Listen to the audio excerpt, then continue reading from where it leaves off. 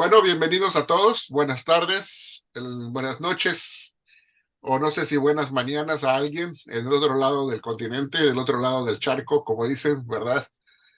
Por allá por Europa, pero si no, pues bienvenidos sean todos. Estamos muy agradecidos una vez más de que nos acompañan aquí en Casa de Estudio Reino de Dios, un instituto bíblico virtual. Tenemos a nuestro expositor invitado en la clase Una introducción a la cultura judía. Y nuestro invitado especial para este curso es Andrés Acevedo Toledo, así que los dejo a todos ustedes con él y adelante. Gracias por estar acá nuevamente. Bueno, ya esta es la tercera clase, sí, tercera, a ver, tercera clase, ya se me perdió.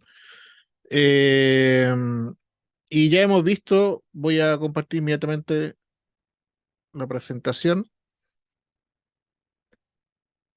De ahí me dice si todos están viendo lo Sí, mismo sí, que se yo. mira. Claro que se mira. Ya, perfecto. Bueno, todo lo que está en color café, amarillo, no sabría definir ese color, es lo que hemos visto hasta el momento. Lo que vamos a ver el día de hoy es lo que está en rojo, que son las mitzvot, más conocido también como los mandamientos, el origen de ellos, cómo se compilaron, en qué momento se compilaron y cómo se estudia básicamente al día de hoy. Entonces, eso es lo que vamos a estar viendo hoy día, el tema de los mandamientos. Ya adelanto para la próxima clase, vamos a estar viendo lo que es el calendario, los meses judíos, las fechas especiales, el Shabbat, las fiestas mosaicas y posmosaicas. Para que eso se pueda entender, primeramente le tengo que enseñar y mostrar el tema de los mandamientos de manera general, para que tengan una idea de cómo lo ve el judaísmo este tema. Entonces, voy a dar inicio a esto. Entonces, voy a hablar de los mitzvot, que son los mandamientos. Dame un segundo, ahí, para no. Ok. Como definición, para entender mejor el mundo judío, debemos conocer primeramente lo que son qué son los mandamientos. Estos pueden ser traducidos como preceptos en español. Estos son los mandamientos que Hashem, que es uno de los nombres que normalmente se ocupa en el judaísmo, ordenó al pueblo de Israel en el monte Sinaí. Las mitzvot de la Torá son un total de 613. Es el general o el compendio general que se entrega al día de hoy dentro del judaísmo. Los sabios de Israel hicieron un recuento leyendo detalladamente, ocupando algunas técnicas que vamos a ver por encimita, pero para que se entienda, cada punto de toda la escritura para indicar, darse cuenta o verificar que es en qué momento se estaba entregando un mandamiento. Normalmente nosotros conocemos lo que es el decálogo, que es lo que conocen comúnmente las personas, eh, pero en general, el, acá, perdón. En general, no se sabe bien cómo se sacaron estos 613 mandamientos, al menos en el mundo no judío. Entonces, la mayoría de las personas conocen lo que es el decálogo, que es lo más común, vuelvo a repetir, pero no se sabe bien cómo el mundo judío llegó a la conclusión que debían ser 613 mandamientos, no 614 ni 610, sino 613. Entonces, eso es lo que vamos a ver ahora, cómo se fue originando este tema. Hay un debate dentro del judaísmo. ¿Quién fue el primero en proponer que eran 613 mandamientos? Según el tratado del Talmud llamado Makot, en la hoja 23b, señala que el rabino Siblai, que más o menos del siglo III después de Cristo, para que se entienda, se le da como esta responsabilidad. O sea, estamos básicamente diciendo que en la época de Jesús no se conocía este compendio. Al parecer, o aparentemente, este compendio todavía no estaba definido. Ya para el siglo III, finales del siglo II, cuando el judaísmo rabínico ya se está afirmando, es donde se genera este compendio para darle una unidad y una uniformidad al tema de los mandamientos y tener un orden con ellos y saber de una manera más simple poder conocerlos, observarlos y obviamente enseñarlos. Entonces, en el tratado del Talmud, en el específicamente la sección de Makot, que es el tratado de castigo y azote, en la hoja 23b, hay una zona donde se explica y se señala esta historia de que Rabbi Ziblai es el primero en proponer los 613 mandamientos. En el Talmud dice, Divrei Rabbi Ziblai Sheshen Meot, Eshelosha Esre Mitzvot. Dice, Rabbi Ziblai enseñó que había 613 mandamientos declarados a Moisés en la Torah, que consisten en 365 prohibiciones correspondientes al número del año solar y 248 mitzvot positivos correspondientes al número de miembros de una persona. En esta discusión que Rabbi Silai está teniendo con otros sabios dentro del Talmud, él va a indicar que como el año solar tiene 365 días, era el equivalente a todos los mandamientos correspondientes que se debían hacer diariamente, y los 248 mandamientos que son positivos que siempre se tenían que hacer correspondían a los miembros del cuerpo. Esto en un rápido análisis, él lo lleva a un tema que no voy a explicar, solamente lo voy a mencionar, a un tema de las enfermedades. Él enseña en este tratado, o tienen esta discusión, de que los mandamientos son derechamente los precursores de que una persona tenga algún tipo de maldición o una enfermedad por romper alguno de estos o recibir algún castigo por romper o no hacer algún tipo de estos mandamientos. Por lo cual, en esa discusión, finalmente él va a proponer que son 613 mandamientos en total. Ahora, Rabbi Ziblai no explica cómo llegó a esa conclusión de 613 mandamientos, ni tampoco explica cuáles son estos 613 mandamientos. Y eso es lo que vamos a ir viendo ahora, cómo posteriores sabios de Israel van a ir colocando y ordenando este compilado basado en 365 mandamientos como prohibitivos y 248 mandamientos como positivos, el cual dan el total de estos 613. Como ya dije, sin embargo, no hay ningún registro de que este rabino haya enumerado todos los 613 mandamientos. El desglose más comúnmente aceptado lo hizo Maimonides o Rambam en el siglo XII, ya estamos hablando casi de 10 siglos después.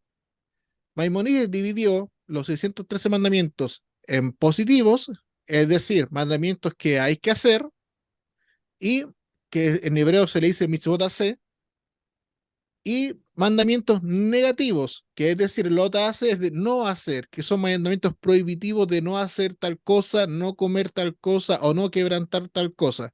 Y eso daría la suma de 365. Hay otro compendio que es del siglo XIII, que es posterior al compendio que va a ser Maimonides, que se conoce como el Sefer HaHinuch, que se traduce como el libro de la educación.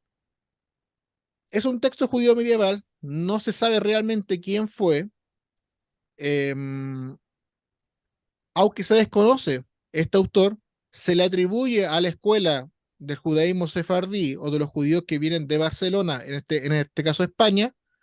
Es una guía completa de 613 mandamientos que se encuentran todo en la Torá, enumerado desde la creación en adelante. El libro se va a dividir en 613 capítulos, cada uno de los cuales discute un mandamiento específico, leyes y principios y enseñanzas éticas relacionadas. Acá yo puse dos fotografías.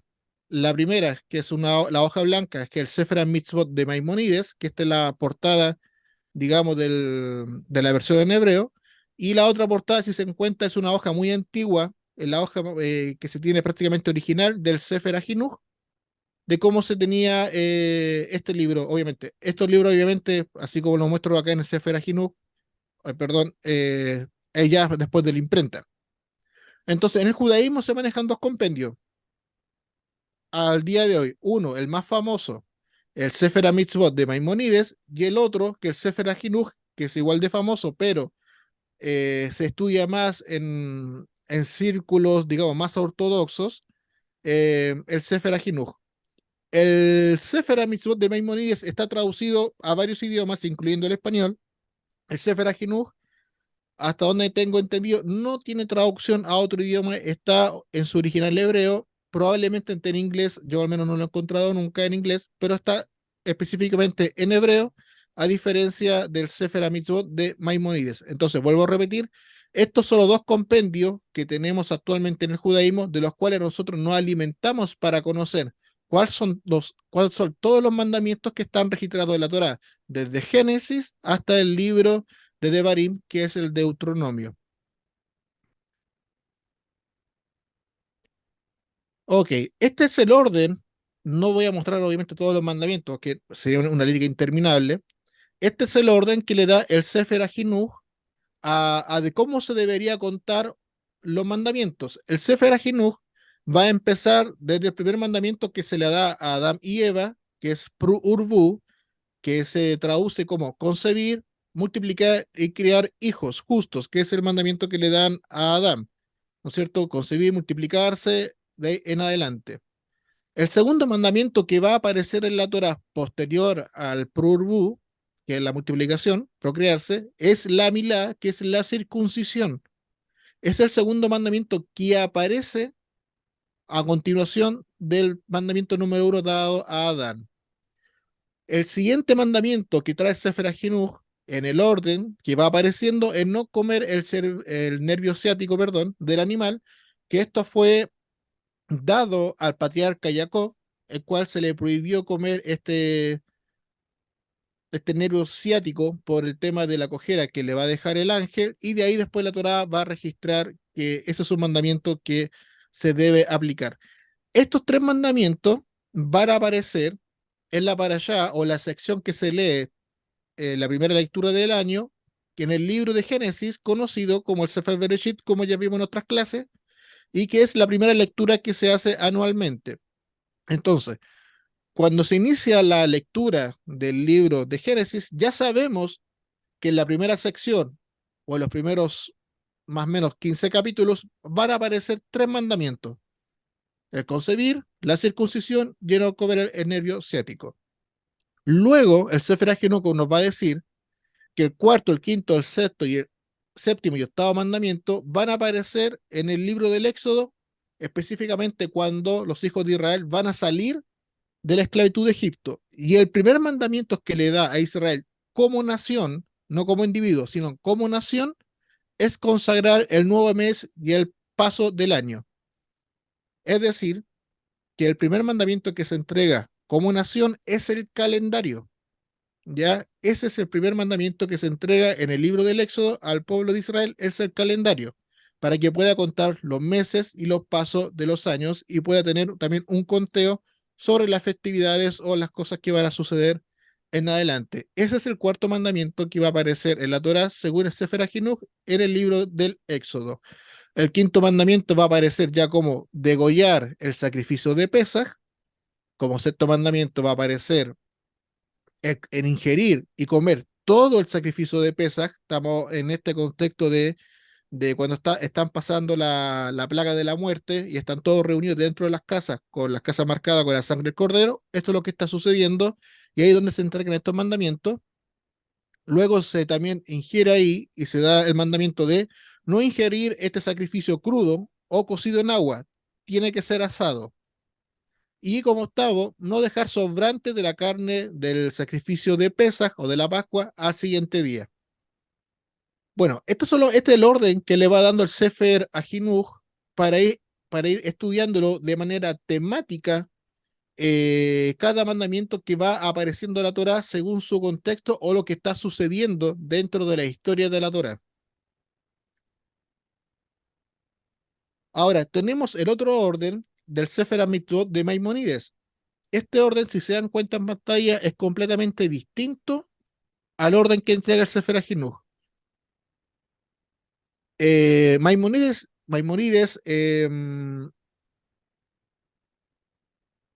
dentro de su cosmovisión de cómo se tenían que entender primeramente la fe de Israel y para el mundo, como primer mandamiento él coloca creer en Dios. A diferencia de Sefer HaJinuch, que le empieza con el primer mandamiento con Adán, Maimónides va a decir que no, que el primer mandamiento es creer en Dios, que sería la Emunat Hashem. Como segundo mandamiento, y obviamente va a tener relación, y así en adelante Maimónides los va a ir ordenando por temática, va a decir que el segundo mandamiento es creer en la unicidad de Dios.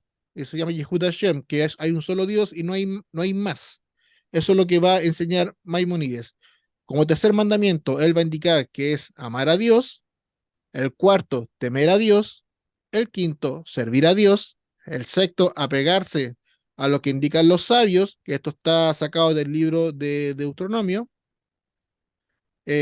Como séptimo mandamiento, jurar en el nombre de Dios.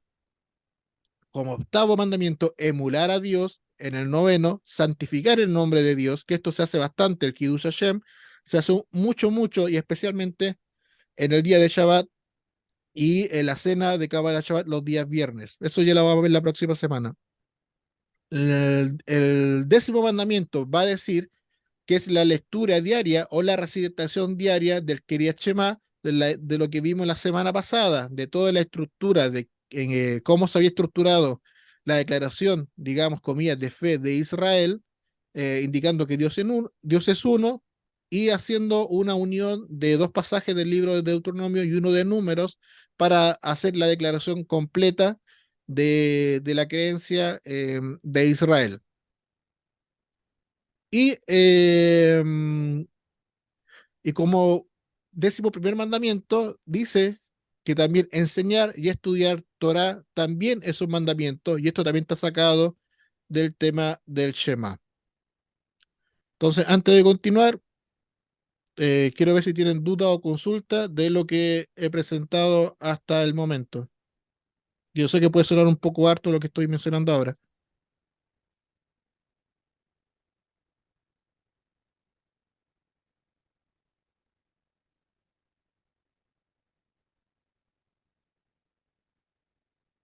Si va todo bien, yo sigo.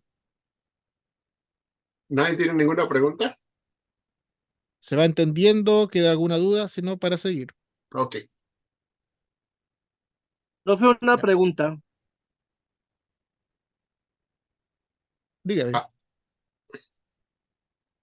Es que en algún momento yo escuché que había unos mandamientos que se cumplían en la tierra de Israel, allá en Israel, y que había la gente que estaba por fuera de Israel no podía cumplir esos mandamientos. Hay mandamientos que son exclusivos para la tierra de Israel, eh, pero se guarda por mantener la costumbre igual en la diáspora.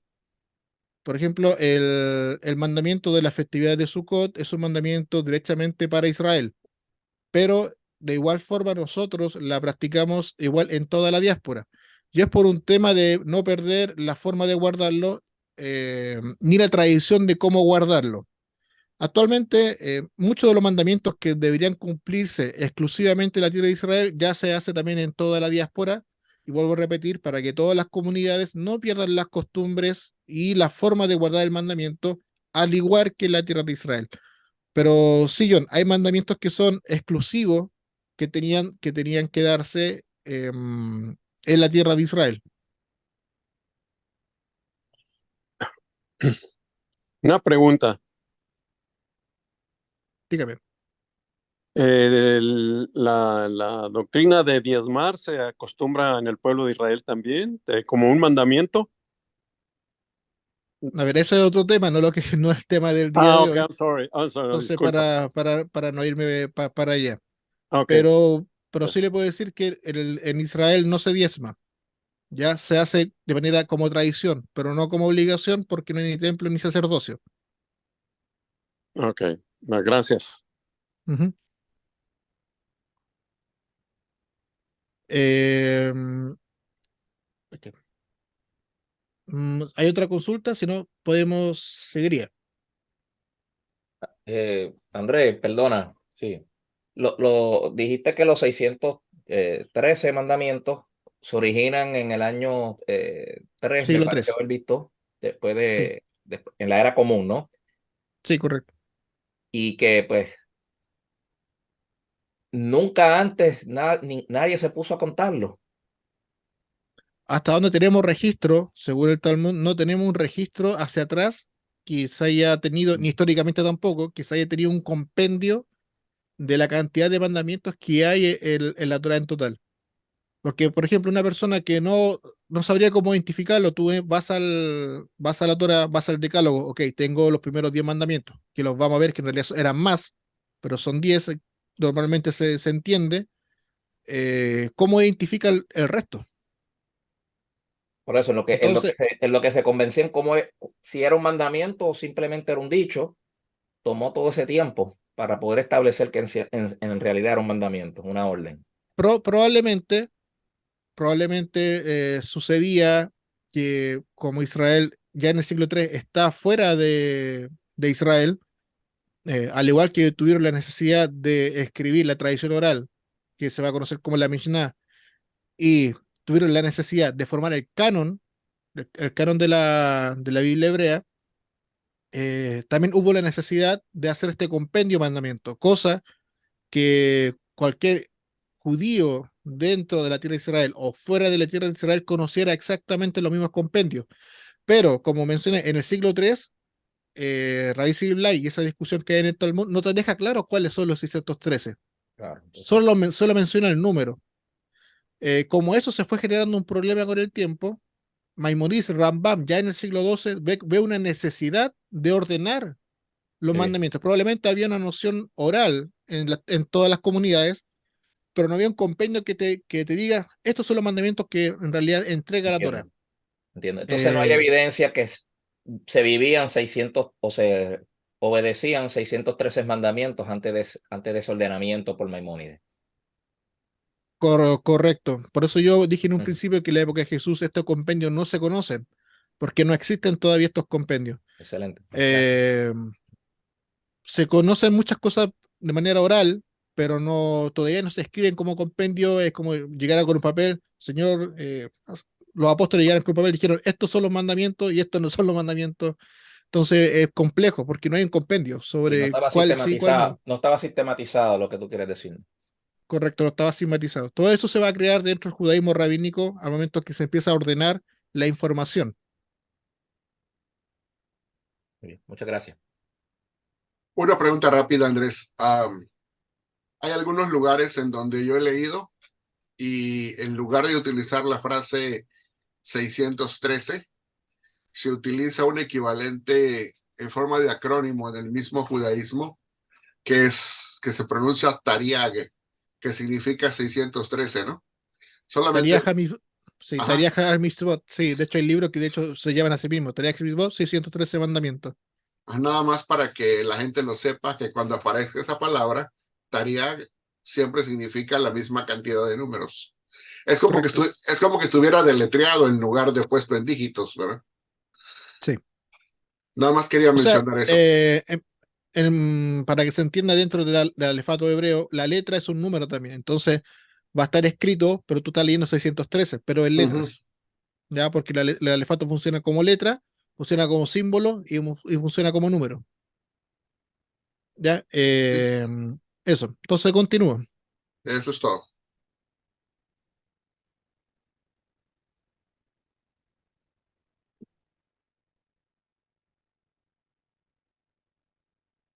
Acá.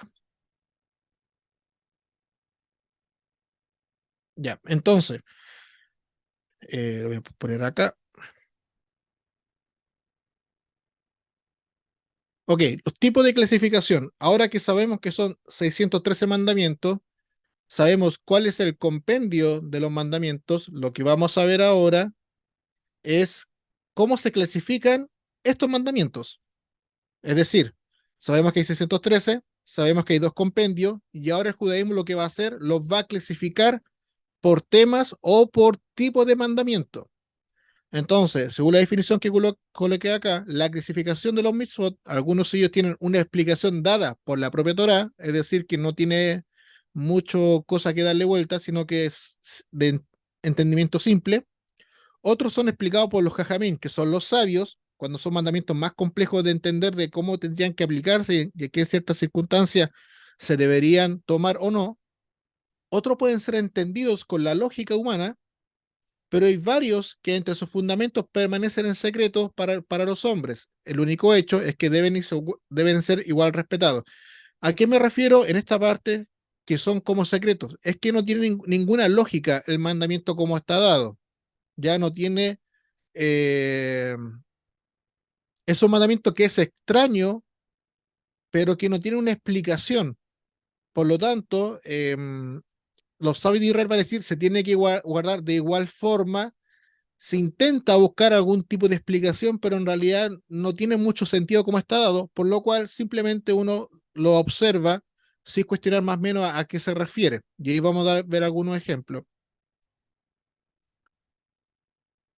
La mitzvot también puede ser clasificado de acuerdo al destinatario de la acción del mismo. Es decir, tenemos mitzvot bein Adam lejavero, que son todos los mandamientos que tienen que ver con el prójimo, y mitzvot le Adam le makom, que tienen que ver con todos los mandamientos que tienen que ver directamente con el hombre y con Dios. Acá yo puse dos ejemplos y me gustaría que aquí participaran conmigo. Yo puse como primer ejemplo de hombre con prójimo, amarás a tu prójimo como a ti mismo, que ese es súper famoso. Pero puse un segundo mandamiento que parece extraño y me gustaría que si alguno me quisiera dar una explicación. Según los sabios van a decir que honra a tu padre y a tu madre no es un mandamiento con el prójimo, sino que es un mandamiento que tiene que ver entre Dios y el hombre. Por lo cual, yo preguntaría, según lo que ustedes entendieran, ¿por qué los sabios de Israel colocan este mandamiento de honra a tu padre y a tu madre como mandamiento entre Dios y el hombre y no como el prójimo? Me gustaría que aquí participaran en esta, digamos, raciocinio que quiero hacer sobre este tema. ¿Alguno se atreve a dar alguna respuesta? Yo me atrevo, Andrés, pero me tengo que meter en el Nuevo Testamento y no sé si es válido. Dale. El Nuevo Testamento es parte, no tiene un montón Bueno, de tradiciones. porque del punto de vista que yo lo veo, eso es un mandamiento con promesa, donde si tú honras a tu padre y a tu madre, largos días se te añadirán en esta tierra y el único que te puede alargar los días de vida, los años de vida, es Dios. Por eso yo lo veo como un pacto entre Dios y el hombre. Ok, pero ese mandamiento está dado también en la Torah. Ah, pues mira, vamos a aprender aquí hoy. Honra a tu padre y a tu madre, continúa el texto, dice, para que tus días se alarguen sobre la tierra. Por eso ningún hombre me puede alargar los días sobre la tierra, al menos que tú quieras aludir que la medicina moderna pueda hacerlo, pero ¿Alguien más se atreve a alguna otra respuesta sobre este mandamiento? Podría ser que es porque los padres representan a Dios para la Ok, persona. eso es bastante cerca, sí, sí. ¿Alguien más? Bueno, yo he leído a Andrés que eso no sé si sea cierto o no. En una ocasión leí a un autor que decía que en el pensamiento judío entre los sabios se pensaba que el mandamiento no se refería al padre y a la madre físicos, sino que es una referencia a Dios como padre y madre, porque Dios es tanto nuestro padre como nuestra madre. Y de Ok, ahí, y de eso, ahí el reflejo. No estoy diciendo con eso de que Dios tenga sexos, no quiero que me vayan a malentender, pero simbólicamente se habla de Dios que tiene ciertos atributos y ciertos rasgos femeninos y masculinos en la forma de actuar de Dios que podemos ver a través de nuestros progenitores. ok, eso es correcto. Y la respuesta básicamente es una mezcla de lo que está diciendo Benjamín, de lo que dijo Richard y lo que mencionó Angélica. El padre y la madre no son prójimos en este caso mío o de cualquiera de ustedes que tenga padre o madre, digamos, en general vivo. em, no son. ¿Por qué? Porque el padre y la madre son representantes de Dios y una autoridad que Dios puso para el hijo.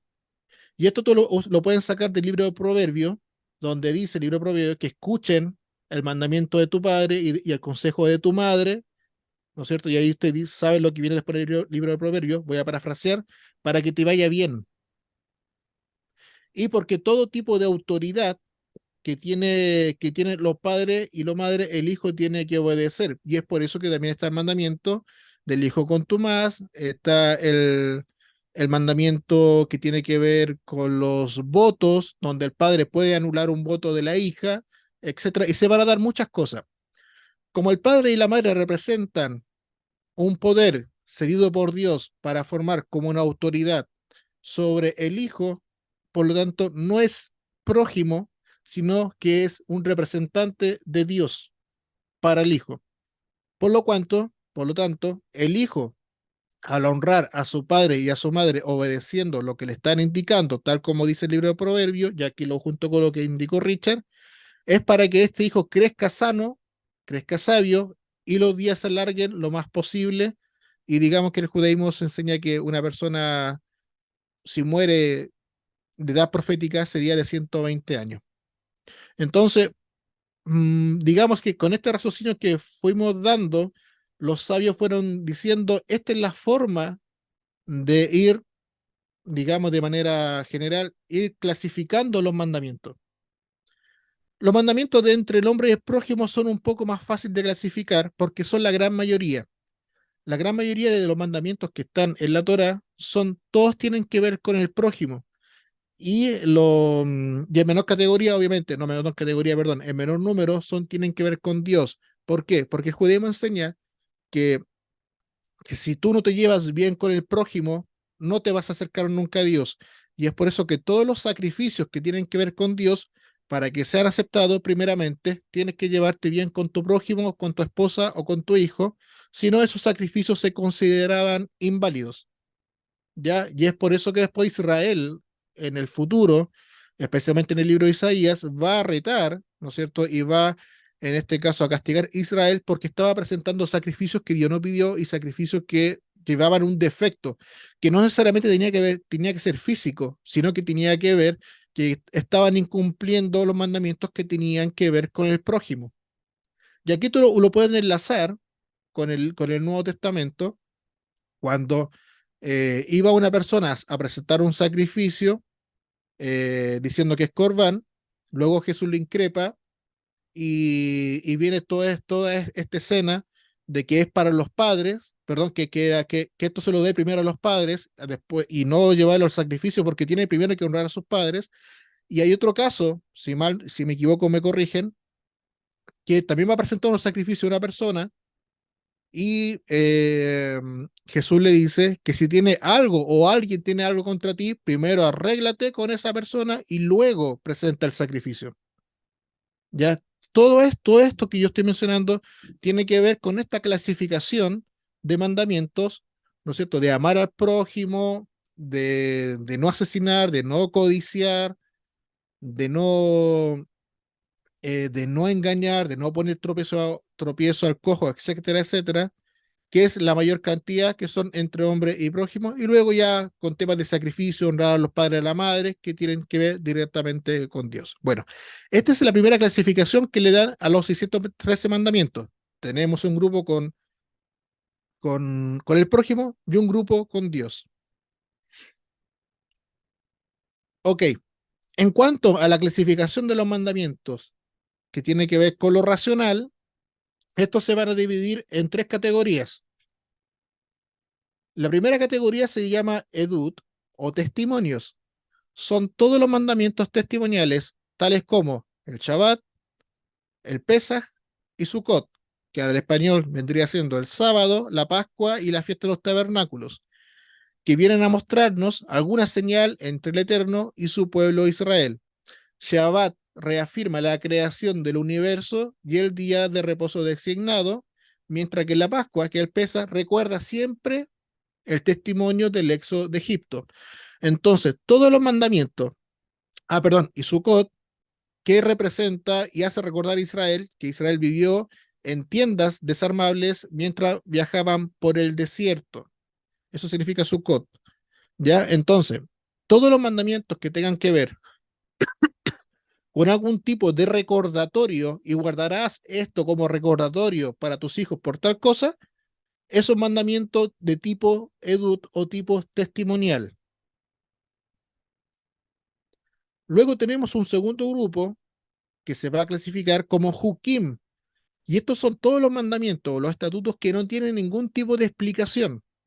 Es decir, son las órdenes divinas que no vienen acompañadas por ningún tipo de explicación racional. Ejemplo de esta categoría sería no vestirse con ropa que tenga una mezcla de lana y lino, que es la ley del Chatnes, que se dice en hebreo. Eh, Esos mandamientos que no tienen ningún tipo de explicación, no te explica ni se entiende por qué habría una prohibición de mezclar lino con lana.